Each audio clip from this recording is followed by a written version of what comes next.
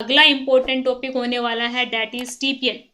ठीक है, TPN total parental nutrition. ठीक है, तो कुछ क्वेश्चंस हम टोटल पेरेंटल न्यूट्रिशन से रिलेटेड हम देखेंगे। तो पेरेंटल न्यूट्रिशन क्या होता है? पहली बात, किसी भी पेशेंट में, ऐसे पेशेंट्स जो ओरली नहीं ले सकते फूड, उन पेशेंट्स के लिए क्या किया जाता है? सप्लीमेंट्स देने के लिए, न्यूट्रिशनल रिक्वायरमेंट को पूरा करने के लिए पेरेंटल रूट से, ठीक है, वेन से क्या किया जाता है? न्यूट्रिशन जो होता है पेशेंट में ट्रांसफ्यूज किया जाता है। तो ये क्या होता है टीपीएन, जो आपको यहाँ पे दिख रहा होगा स्क्रीन पे, ये क्या है? Total parental nutrition. ठीक है, ये क्या होता है? एक हाइपरटोनिक सॉल्यूशन होता है। वेरी इंपॉर्टेंट, ये क्या होता है? एक हाइपरटोनिक सॉल्यूशन। ठीक है, सारी इंपॉर्टेंट जो पॉइंट्स हैं इससे रिलेटेड अभी 2 मिनट आपको कंटिन्यू ध्यान देना है टोटल पेरेंटल न्यूट्रिशन पे। अब ये मैं ऑलरेडी बता चुकी हूँ कैसे कैसे पेशेंट्स में हमें यूज करना पड़ता है। जैसा कि क्वेश्चन में दिया गया था कि एसिड इंजेक्शन का पेशेंट है। अब एसिड इंजेक्शन का पेशेंट है मतलब क्या है? जीआई ट्रैक्ट डैमेज हो चुका है। तो ऐसे पेशेंट जिनको क्या है? जीआई की प्रॉब्लम है। ठीक है, जीआई की प्रॉब्लम है, ऐसे पेशेंट्स में हम देते हैं। पैरालाइज्ड पेशेंट हैं, नॉन फंक्शनिंग जीआई है। ठीक है, जो जीआई है वो क्या है? नॉन फंक्शनिंग है। ऐसे पेशेंट्स में हमें क्या करना पड़ता है? टीपीएन स्टार्ट करना पड़ता है। कोई लॉन्ग टर्म पे पेशेंट जो है एनक्यू है, ओरली अलाउड नहीं है। ऐसे क्रिटिकली इल पेशेंट्स हैं जो ओरली नहीं ले सकते। क्रिटिकली इल पेशेंट्स में, सीवियर माल न्यूट्रिशन के जो पेशेंट्स होते हैं उनमें ऐसी मल्टीपल कंडीशंस होती हैं जिनके अंदर हमें टीपीएन स्टार्ट करना पड़ता है। अब बात करते हैं इस टीपीएन के अंदर क्या क्या इसके कंपोजिशंस होते हैं। ठीक है, अगर कंपोजिशंस की बात करें तो यहाँ पे क्या होता है? कार्बोहाइड्रेट्स होते हैं मोस्टली। कौन सा होता है? डेक्सट्रोज फॉर्म में। उसके अलावा यहाँ पे फैट्स भी होते हैं, वाइटामिन होते हैं, मिनरल्स होते हैं, वाटर एंड इलेक्ट्रोलाइट्स होते हैं। ये सारे इसके क्या होते हैं? कंपोजिशन। मतलब इसमें क्या होते हैं? न्यूट्रिएंट्स होते हैं, टोटल पेरेंटल न्यूट्रिशन। ठीक है, बिल्कुल। अगर कोई भी पेशेंट है जो ओरली नहीं ले सकता, ऐसे पेशेंट्स के लिए हम क्या करते हैं? पेरेंटली न्यूट्रिएंट्स देते हैं। ठीक है, जो भी न्यूट्रिशन होता है वो हम पेशेंट्स को देते हैं ताकि वहां पे न्यूट्रिशंस की डेफिशिएंसी ना हो। अब ध्यान रखें हमेशा कि टीपीएन तो वैसे तो क्या होता है? हाइपरटोनिक सॉल्यूशन है। तो मोस्टली ये क्या होता है? सेंट्रल जो लाइन होती है उससे ही हम प्रीफर करते हैं। ठीक है, टीपीएन जो होता है सेंट्रल लाइन से ही ट्रांसफ्यूज करना हम प्रीफर करते हैं।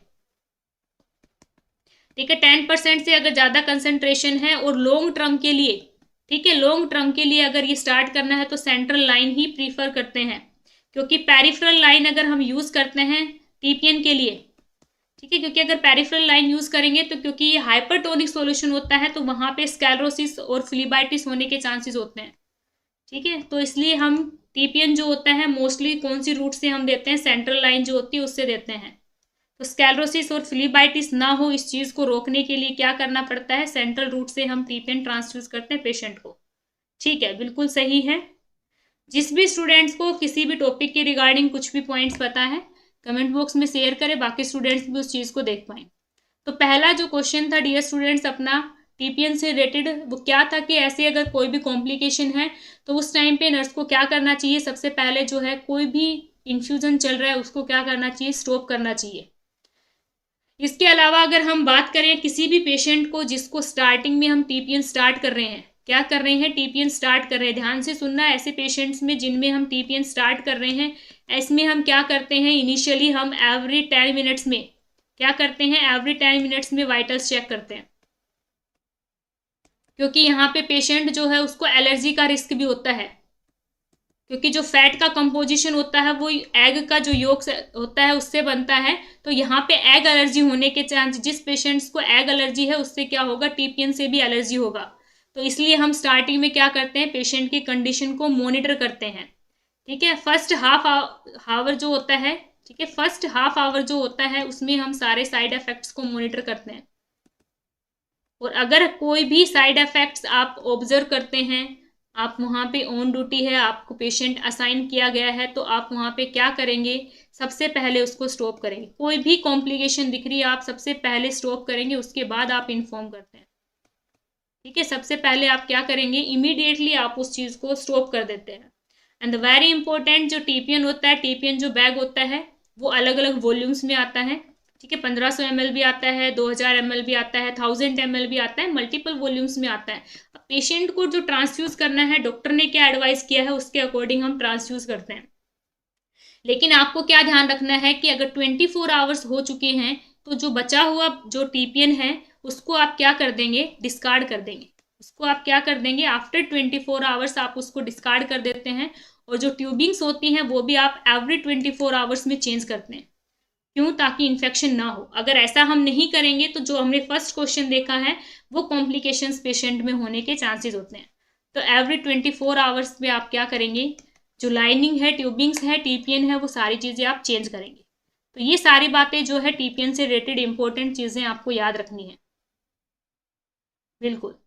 और हमेशा ध्यान रखना है टीपीएन जब आप स्टार्ट कर रहे हैं तो भी आपको स्लो स्टार्ट करना है, जब आप स्टॉप कर रहे हैं तो भी आपको स्लो स्लो ही स्टॉप करना है।